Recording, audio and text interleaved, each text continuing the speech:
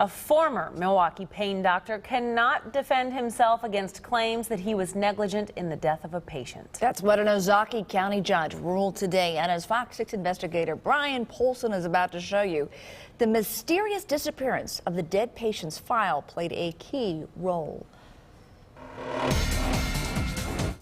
Just days after her son's death from a methadone overdose in 2007, Barbara Schwister asked to see her son's patient file.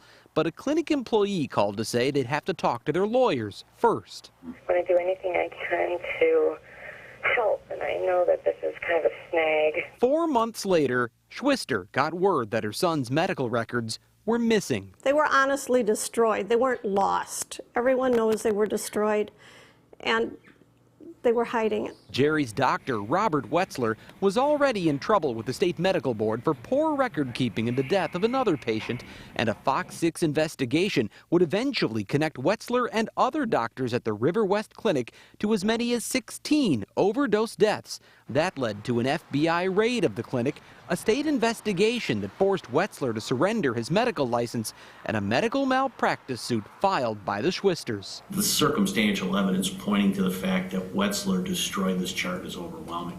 There is no evidence of destruction. On Friday, an Milwaukee County judge ruled that Wetzler is responsible for either losing or destroying the Schwister file and is therefore liable for medical malpractice by default.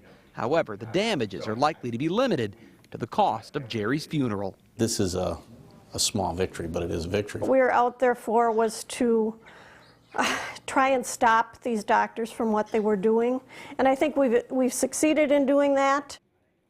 The Schwister family is still waiting to find out if criminal charges will ever be filed against Robert Wetzler or any of the other doctors at River West Clinic. But 3 years after the FBI raid, details of the search remain a secret.